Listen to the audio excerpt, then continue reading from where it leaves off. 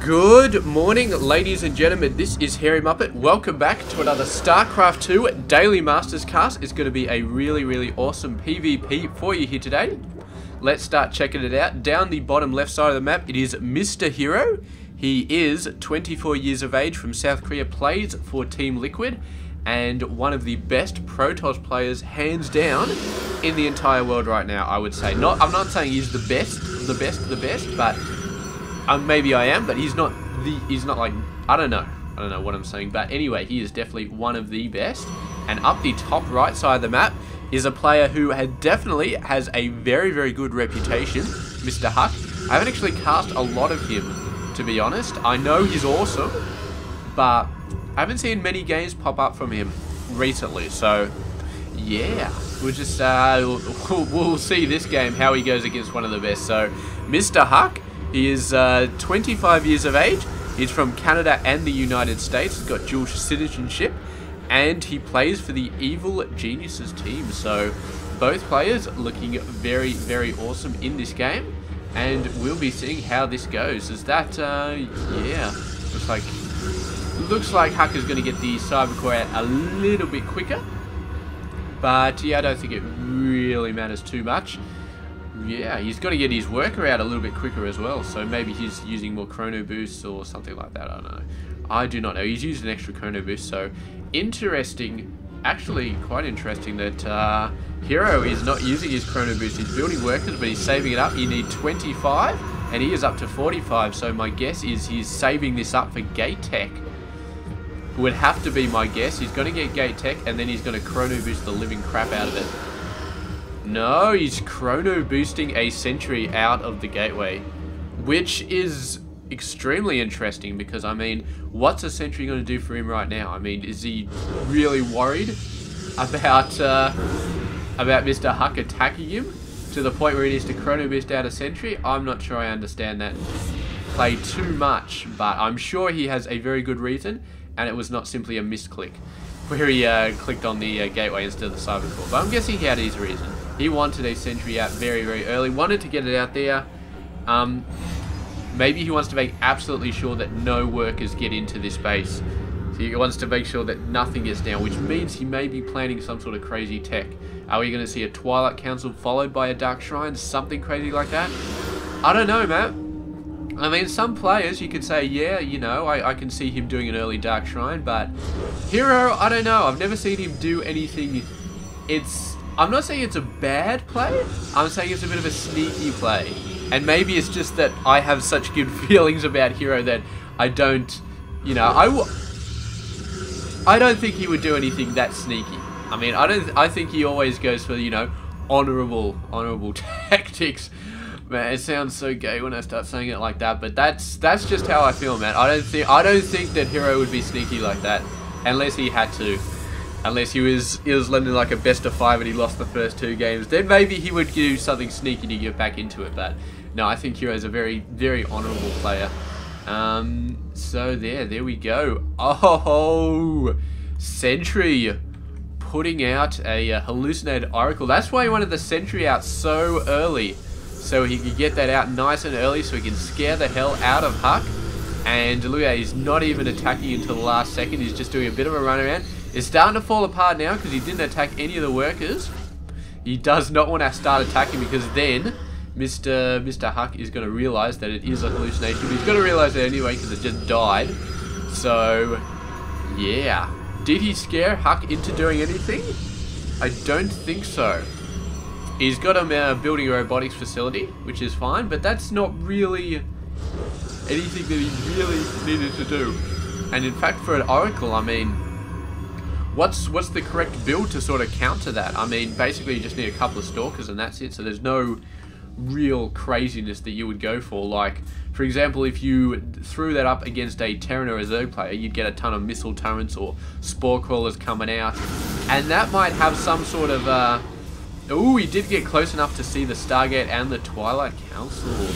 Very nice. And we're going to be seeing a robotics facility come out from the already warped in robotics bay. So very nice stuff there. And HerO, so he's got that out nice and early. We do not have an observer yet, but I'm sure he will get one at some point.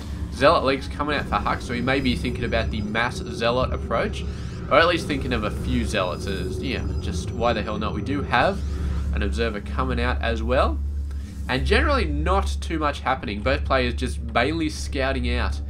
I think HerO just chose to get that Oracle out, maybe to scare HuK a little bit, but mostly just for scouting purposes.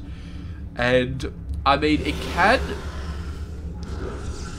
you know what, it can actually work if you try and double bluff your way out of it. I mean, when I say double bluff, I mean this, okay, because these players are at like 10 times theoretical strategy screwing with each other's heads sort of level. So hear me out here.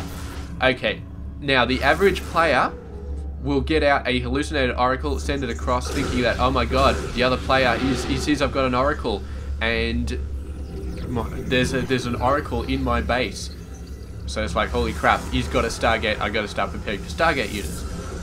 Now, your HerO can safely assume that HuK is going to realize pretty soon that that guy is a hallucination, is not a real actual unit. So HuK is going to realize, oh, this guy's trying to screw me. He didn't send a hallucinated Phoenix to do scouting, he sent a hallucinated Oracle. So he's obviously trying to make me believe that he's got a Stargate by sending out this hallucinated Oracle. He's trying to make me scared against Stargates, when in reality he's going for fast High Templar or something like that. And that's what HuK is going to think. He's trying to make me think he's got a Stargate, but he's actually going for something else. I should get ready for DTs or something like that. And he actually did put the robotics blade down extremely fast after he saw the hallucinated Oracle, which may mean that he was he's like, alright, he's trying to fake a Stargate, but he's actually probably going for something crazy. I'm going to assume it's a Dark Templar, so instantly he got out the robotics facility. Now maybe that's a bit of a stretch, but maybe it's exactly on ball. And what HerO actually said was, you know what, I'm going to make you think I'm getting a Stargate, but you're going to see through that and you're going to assume I'm going to go for Dark Templars instead. But what I'm actually going to do is build a Stargate. And that is freaking amazing when you start thinking about it. I got no idea if these guys are thinking at that level, but if they are, man, it's so freaking awesome. It's just like mind games to the nth degree. It's fantastic. But HerO, I mean, he got out an actual Stargate, sent the Phoenix over, and then it pretty much didn't do anything anyway, so... Or maybe there was nothing for it to shoot because it's all ground units, so it just went around, had a look, and maybe I thought it was a hallucination still. Which is interesting, actually, because it lasted quite a lot longer than hallucination. Of course, when you do destroy it, you can tell the difference.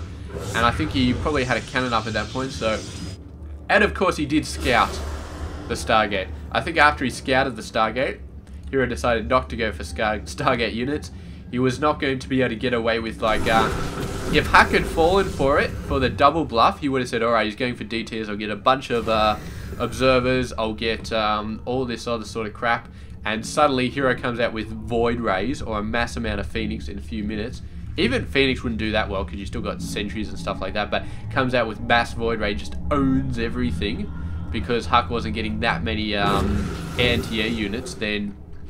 Yeah, but he's got a couple of Archons here. He's got one Stalker, a bunch of sentries, so should be okay. Man, look at this from Mr. HuK. 2 Oracles in the Warp Prism. They're trying to attack something, not quite getting there, but they are attacking a bunch of stuff, and the Immortal is in the game right here. Immortal versus 2 Archons. I don't know how the Immortal is going to do, sorry, but... Very surprisingly, HuK not moving in. I think he tried to move in, maybe saw this force, backed off. So yes, HerO doing a great job defending his base, getting this force out there. Meanwhile, saving this base while taking the minimum losses possible. Only lost 5 workers, which I gotta say is pretty awesome. And my god, it's 10:30 in the morning and I slept in so much and I'm still yawny, so I got no idea what the hell is going on. Look at these guys, man. They're being held off by 2 Zealots. And HuK, what is he doing here? Is warping in another Zealot, just sort of keeping this going. Doing a great job at keeping these guys, but the pylon's going to go down. Oh, 2 gateways going down. That's not going to be fun. Another force coming over here, just sort of reinforcement, pulling this army out so that HuK can move in. Look at this strategy, man. It's such a great strategy, but there's not fast enough to kill the Nexus. HerO does come back, does see it off, and HuK does get away. So he distracted him, but he actually put in another force of units over here as well. Drop it in the Archon, so HuK doing a sensational job doing 2-prong attacks, 3-prong attacks, distracting the main army, coming in from the other side and dropping on this natural expansion at the same time. And HerO is holding it off, but he's losing workers, and meanwhile his force coming in here does not manage to get much done. They took out a pylon, they almost took out a gateway, and for all those zealots, but I mean the final tally is right there. We've gone from 5 workers dead to 19 workers dead. So there's Archons up here, obviously doing a really good job. Maybe a couple died down here, but I don't think too many. However, HuK has got to be in the lead right now. 75 over 57. Now all he has to do is keep his shit together. He's got a 4th base coming out. Oh, we don't want that anymore. We want this. And yeah, if he keeps his shit together and does some good stuff, then he should be okay. HerO getting a Dark Shrine. Not happy with conventional play. Definitely needs to get into the lead at some point. Needs to do a bit of worker harass. And the DT is going to be a great unit to do that. So we will see how this works out. We do have cannons coming down on this base. We do have cannons coming down this base. So HuK definitely not blind to the threat the DTs can entail. Did you see that beautiful pun I just did there? HuK is not blind to the damage that the DTs can do, man. It's, oh, I'm a comedy genius. Even though I stuttered half of it, because I always stutter everything I say, because apparently creating sentences in English is harder than it sounds when you're commentating. It's just like, that, you know, it's a mess. More oracles coming down, taking out the cannon, and now workers are going to die. And we've got a bunch of forces coming in here as well, just a bunch of zealots, but they're doing a decent amount of damage. More zealots coming in here, cannon goes down, drops a bunch of zealots on the high ground, and HuK is just like, you know what, I gotta throw units everywhere, and you are not gonna be able to do it. Look at HerO, man, he's completely, I don't know, man, he's just doesn't know what to do at the moment. He's cleaning up this force. He's got 2 Colossus here, but he hasn't even moved them, so that tells me he's a little bit flustered at the moment. Needs to get his micro weapon a little bit sooner. He should have moved those Colossus a little bit earlier, but did not. And let's have a look. There's a couple of zealots going. Let's have a look at the damage. 43 workers, and this is the end of HerO. I think. I don't think he's going to come back from this. All HuK needs is time, and all HerO needs is a miracle. The Dark Templars are available at the moment. If he can start sneaking Dark Templars in, he'll be able to do a great job, but there's cannons everywhere. I honestly don't see it happening. I honestly do not see HuK losing this game. So I don't see it happening. I mean, HerO is so screwed, it's not even funny, man. All that HuK needs to do is get some even trades going. Just face off against the army, get a decent force. He's already ahead. Have a look at the upgrades. We got 2 weapons, we got 3 weapons and 1 shield, which is phenomenal from Mr. HuK. So he's got an advantage on every single point. He just needs to get in a good position, do a good attack, trade off against the armies, and then he is in such a fantastic position. It is not even funny. Look at the DTs. And the DTs are actually going to be pretty good defending units against all these guys. So I like this play by HerO. I mean, it's maybe a little bit late in the game, but DTs as a defensive unit, that may be a stroke of genius right there, because you think about it, when you're dropping off zealots or any of that, you're not going to be running in observers in there, so the zealots are going to have no idea what's happening. DTs are going to do a great job at just destroying everything. Here we go, the battle of the armies right here, and this is going to be pretty awesome. The Colossus numbers do favour HuK, and yeah, he hasn't got enough units, so look at his force just getting whittled so badly there. HuK just has so many units.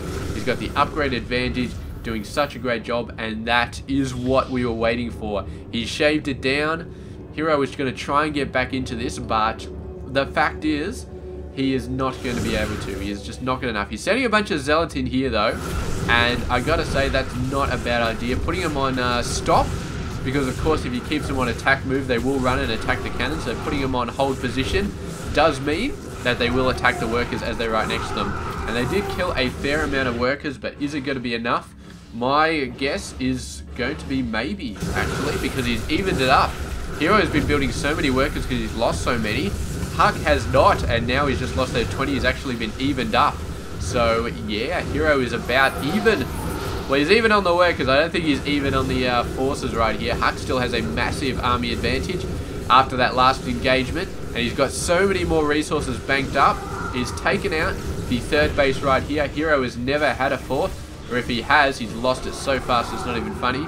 And there, that is just going to hurt so much right there. Look at the difference right there. He may have a equivalent worker numbers, a little bit behind, but his income is just gone down the tubes.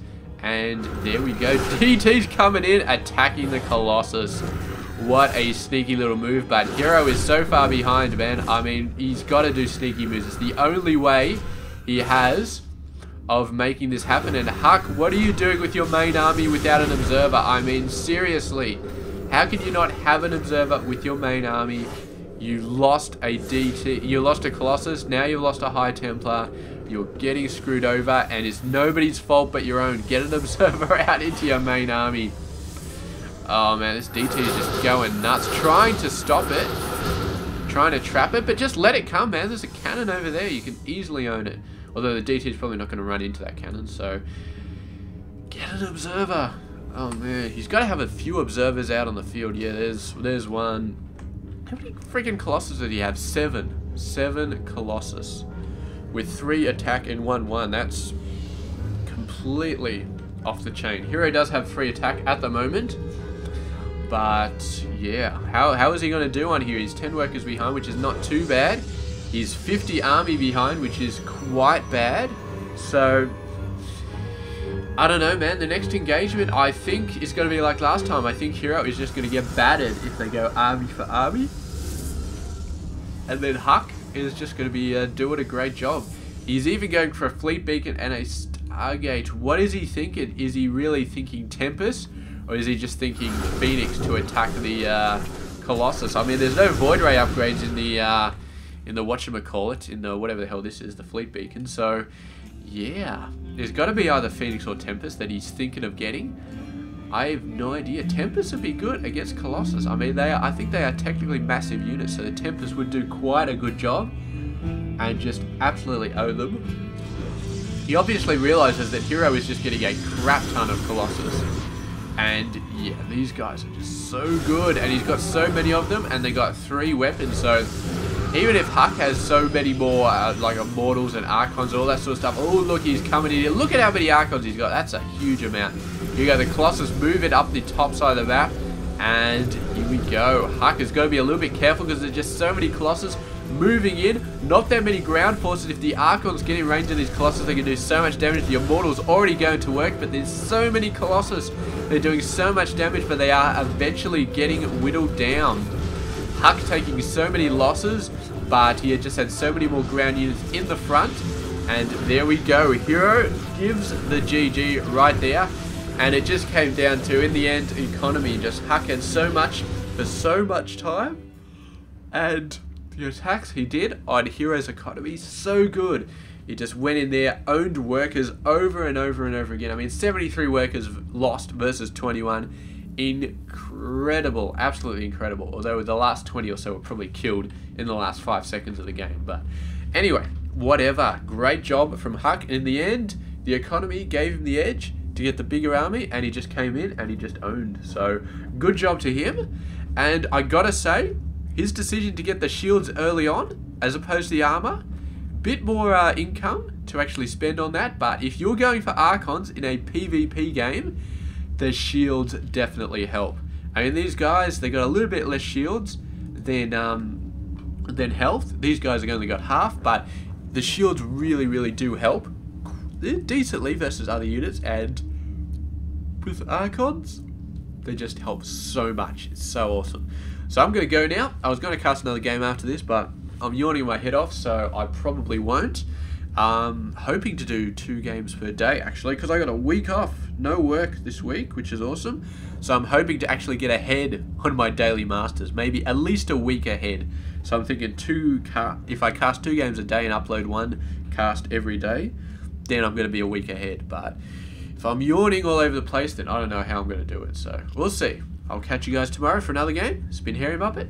Hope you enjoyed this game.